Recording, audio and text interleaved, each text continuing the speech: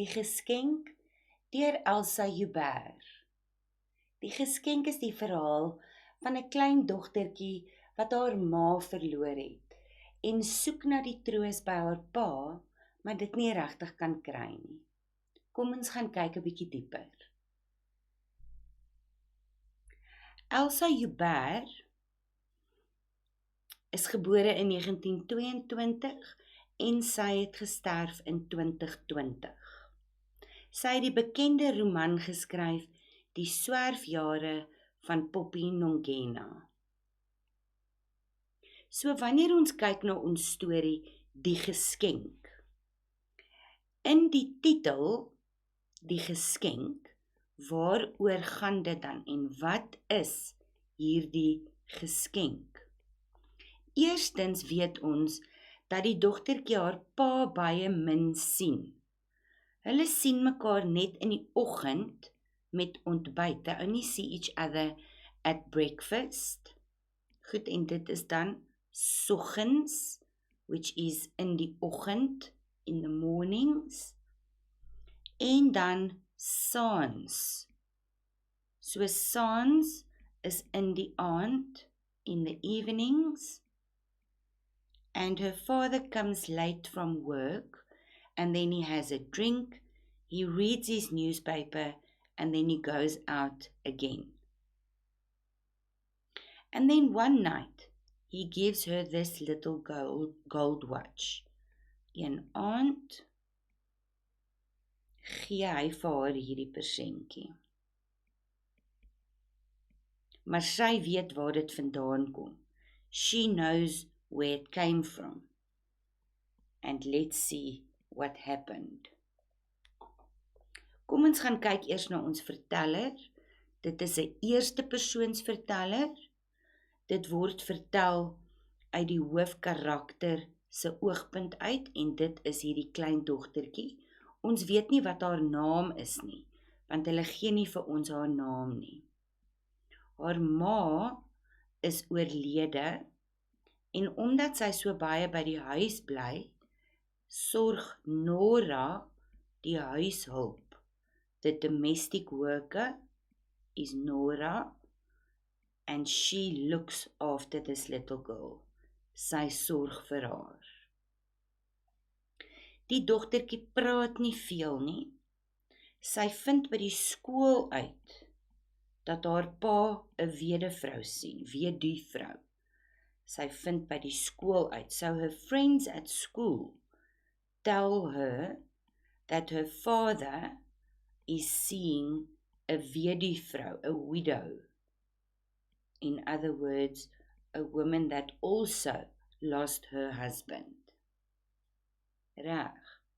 And this is then her source of information because there's no real communication with her father. Sy kommunikeer nie met haar pa nie. She does not communicate with her father. Maybe it's still hard for him to actually talk about it. As ons kyk na die stemming in hierdie verhaal, the tone in this story, die stemming is hartseer. It is sad. Reg? Die leser het simpatie met die klein dogtertjie. As the reader, we sympathize with the little girl, want sy sukkel om haar ma se dood te verwerk. She struggles to deal with the fact that her mother passed away. And she can't talk to her father about it. Reg. Sy het 'n behoefte aan troos van haar pa. She has a need for her father to console her. And we see this in the fact that she tries to stay awake until he comes home at night. Sy probeer wakker bly tot hy by die huis kom. So some nights she goes into their room and she lies on their bed and she waits for him to come home. And that way she feels closer to her parents. So she has that need to be consoled and she misses her mother. Reg. Nou die simbool in hierdie verhaal is die verwerping, the rejection of this gift that he gives her. So die verwerping van hierdie geskenk sê vir ons dat niemand sommer haar ma se plek gaan inneem nie. Nobody will take her mother's place in her life. And that is why she then rejects the gift that her father gives her. Right. So if we look at the summary of the story, die verteller is 'n klein dogtertjie. Sy is ook ons hoofkarakter. En haar ma is oorlede. Her mother passed away. Sy woon saam met haar pa, maar hulle sien mekaar min en hulle praat skaars. They hardly talk to each other. Hulle sien mekaar net soggens met ontbyt en weer in die aand vinnig voordat hy weer uitgaan. Die huishulp, Nora, sorg vir haar. Die dogtertjie hoor by die skool dat haar pa by 'n weduwvrou kuier. Remember, a weduwvrou is a widow. Sy probeer in die aand wakker bly tot hy huis toe kom. She tries to stay awake until he comes home. Soms gaan lê sy op haar pa en ma se bed. Een aand sien sy die kwitansie vir 'n goue oorlosie. So one night when she lies on her parents' bed, she sees the receipt for a golden watch. En dit was baie duur. It was very expensive. Haar pa het dit omtrent 'n maand van tevore gekoop. Her father bought it about a month before. En dan hoor sy weer by die skool dat die weduwvrou 'n ander kerel het. Then she hears again at school, so still her father doesn't talk to her about these things, that this widow that her father has been seeing now has a different boyfriend.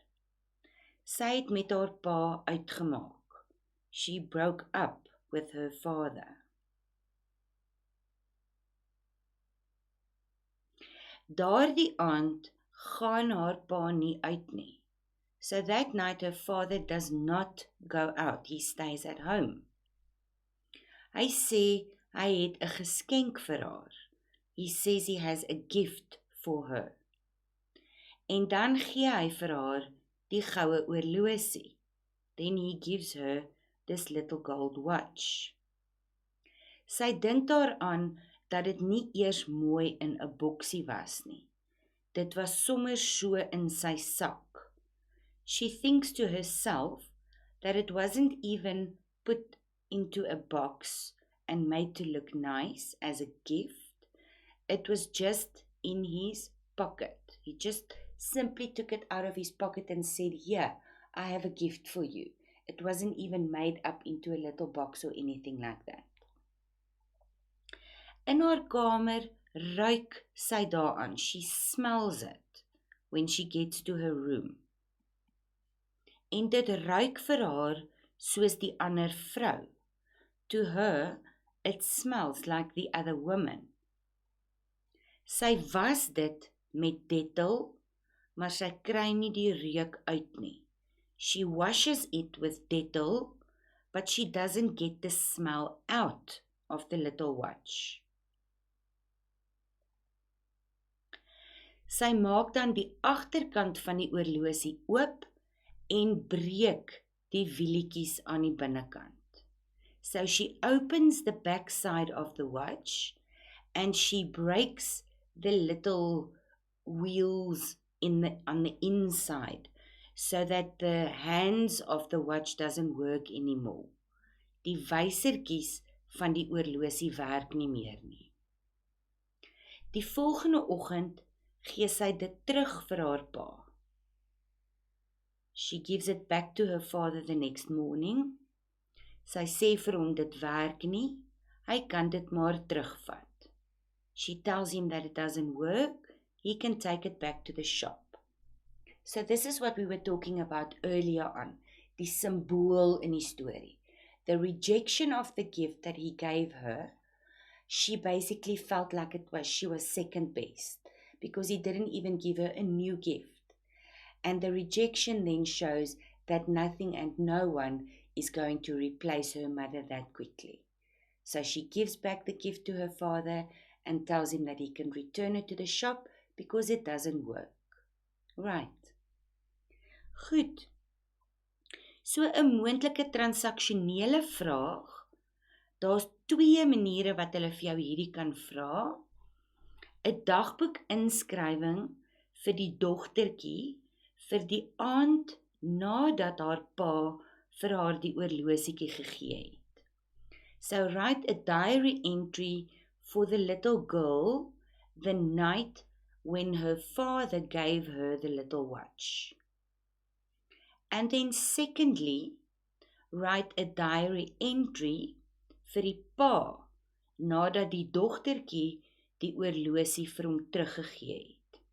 Write a diary entry for the father after his little girl gave the watch back to him. Reg. Vir die kontekstuele vrae gaan jy kyk na bladsy 50 in Verneekkind en ander verhale. En wanneer jy die vraag klaar gedoen het, only after you've completed the questions, you can turn to page 212 and that's where you will get the answers.